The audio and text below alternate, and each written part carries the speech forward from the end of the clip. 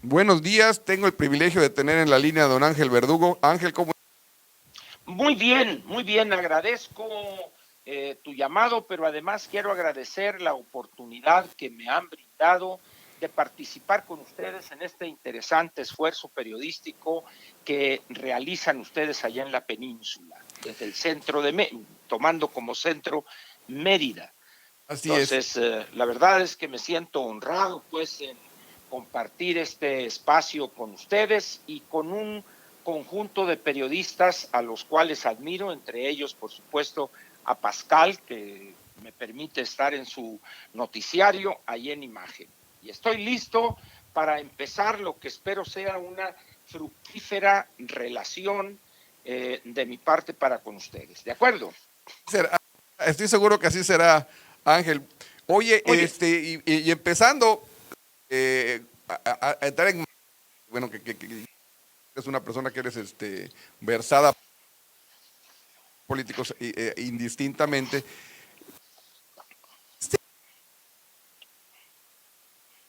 El- Por supuesto, por supuesto.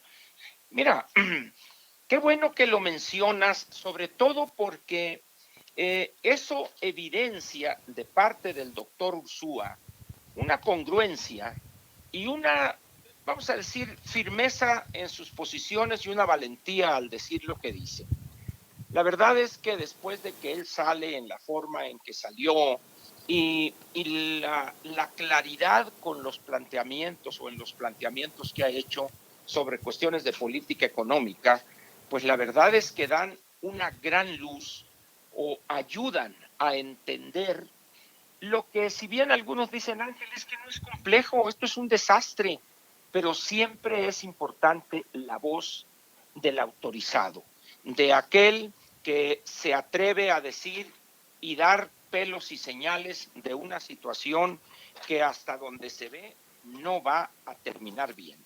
Mira, en este país no somos afectos a los números, no se nos dan los números y ahorita te voy a dar un ejemplo claro de esa ignorancia o ese quizá rechazo que tenemos a la parte aritmética, no se diga ya cuestiones más elevadas como serían las matemáticas. Eh, al rato, o sea, luego entro a la parte del paquete económico, a la parte del presupuesto, los pronósticos que presentó Arturo Herrera, pero te voy a dar un ejemplo simple de lo que es la inhabilidad o la incapacidad para entender números. Mira, el artículo 35 de la Constitución dice, en relación con la consulta popular, en el artículo 35, inciso, ahorita te voy a decir, creo que es la fracción 8, sí, la fracción octava, en el inciso C, cuando se trate de consultas populares promovidas por los ciudadanos, dice, dice la Constitución, que deberá reunirse al menos, dice la Constitución, al menos el 2% de los inscritos en la lista nominal de electores, etcétera, etcétera. Muy bien. Hasta ahí todo está perfectamente claro. Y si nos atenemos a los datos del INE, el dato más reciente que se tiene en cuanto a la lista nominal es el de 27 de marzo del 2020. Seguramente pronto subirán el de correspondiente a fines de junio. Muy bien. Y dice ahí que la lista nominal son 90.036.367.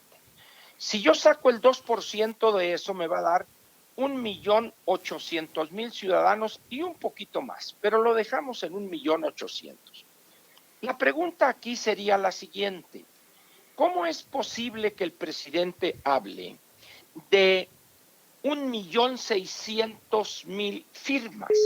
Dice uno, a ver, ¿que no hay alguien que se atreva a decirle que el 2% de 90 millones vienen siendo 1.800.000? Y luego otras personas, comentaristas, etcétera, y es que el 1.600.000 y el 1.600.000. No se nos da eso de los números o de ser cuidadosos en las cifras. Y eso me lleva a lo que señala el doctor Carlos Ursúa. En las condiciones actuales, ¿quién en su sano juicio puede atreverse a afirmar cuando la inversión pública y privada está por los suelos, en niveles que no se veía quizás hace 30 o 40 años, que vamos a crecer al 4.6% el año próximo? Incluso si damos, como dicen, esta cuestión de la duda, ¿ya?, el principio del rebote en economía, ni así dan las cifras, ni así dan las cifras. En esas condiciones, todo lo que tú plantees después para el año 22, 23 y 24 carecen de toda lógica y sentido económico financiero. En ese sentido, pues, ¿qué es lo que tenemos?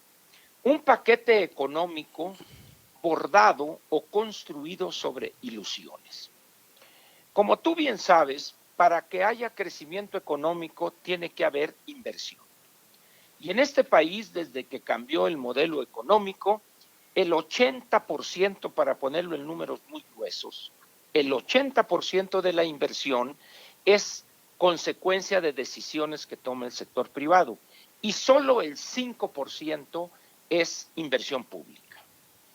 Si hoy ves tú que por la desconfianza la iniciativa privada ha frenado, cuando no pospuesto o cancelado, proyectos de inversión, y el gobierno federal solamente está planteando Tren Maya, Aeropuerto Felipe Ángeles y Refinería Dos Bocas, en ese momento dices, ¿qué va a pasar con los libramientos en algunas ciudades, con las plantas de tratamiento de aguas, plantas de potabilización, puentes, mantenimiento de ciertas, de puertos, de aeropuertos, etcétera? En ese momento dices, no hay un asidero válido para pensar en un 4.6% del crecimiento para el año próximo. Sin embargo, bueno, el sedicente secretario de Hacienda, como le llamo yo, quiere vendernos esas baratijas como si fueran los diamantes más caros en toda joyería de postín. Eso es lo que pensaría para responder a tu pregunta sobre el excelente artículo del doctor Carlos Ursúa.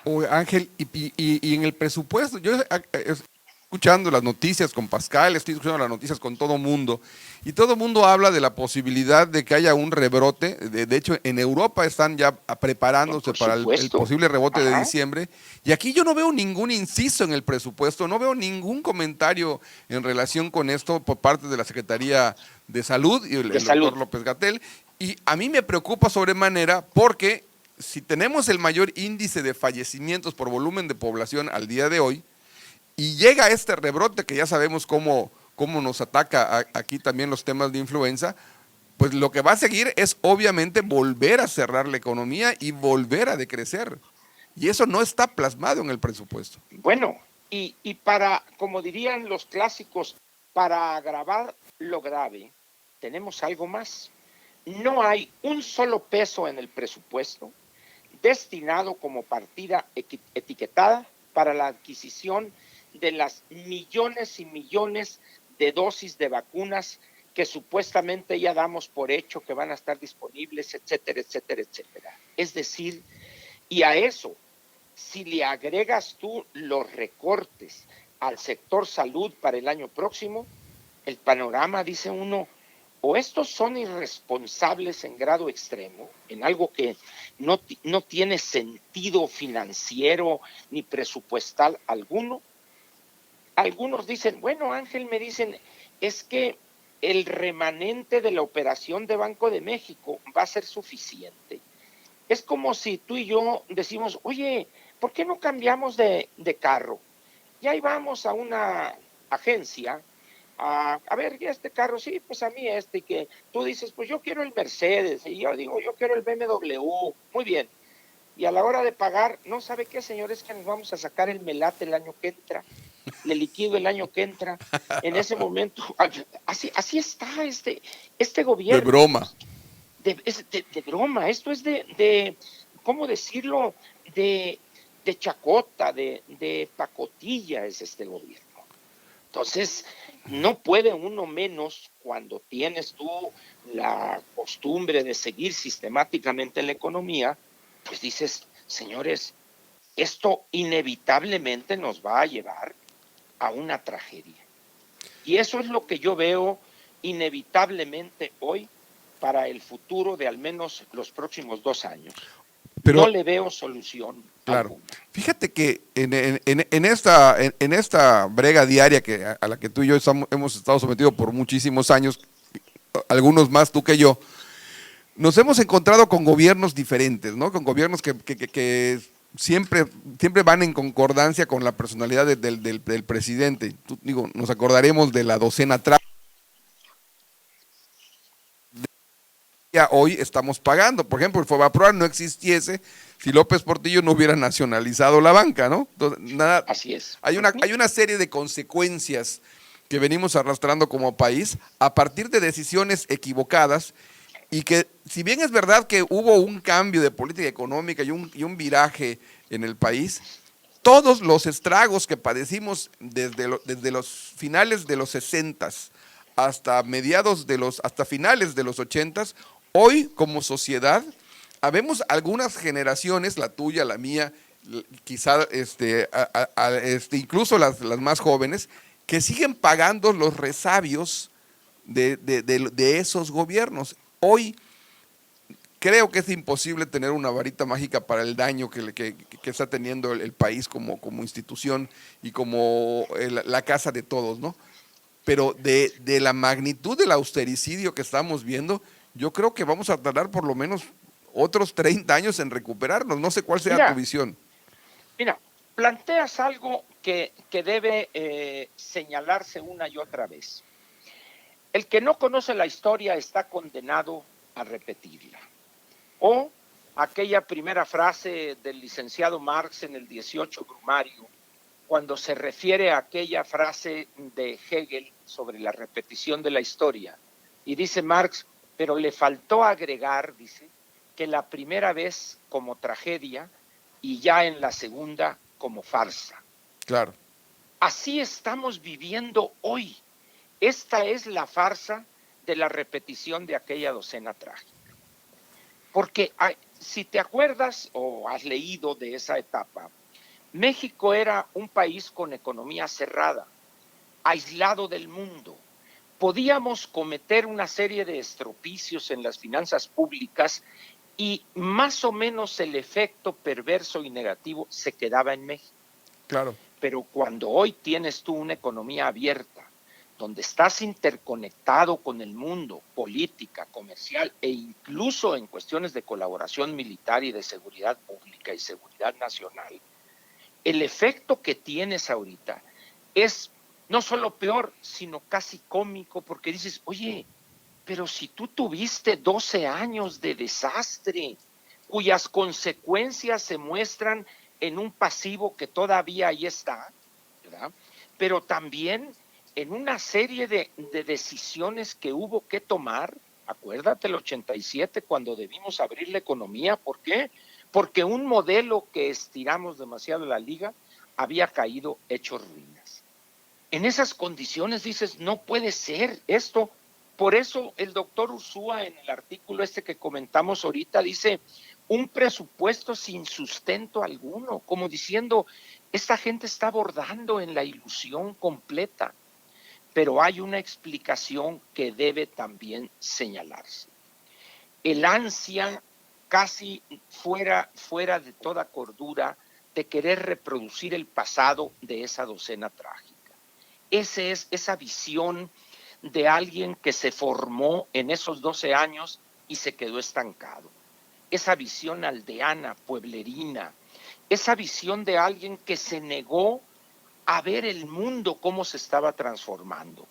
Seguramente tú has realizado viajes al extranjero, aquí, allá o más allá, y te has dado cuenta en esos viajes los cambios profundos que se han dado, no solo en la cuestión de infraestructura, servicios, educación, investigación científica, sino también en la visión de los habitantes de esos países. Claro. Aquí tenemos a un presidente que sigue anclado en los 70, en esos 12 años, 70, 82, pero lo peor, cuando hay un problema que no entiende, me da una cita de Lucas Alamán y luego me cita que a Morelos, que a esto, pero además erróneamente, porque ni siquiera eso sabe, ¿verdad? Cuando Claro. habló de los sentimientos de la nación, que Vicente Guerrero se los dictó a fulano y todo.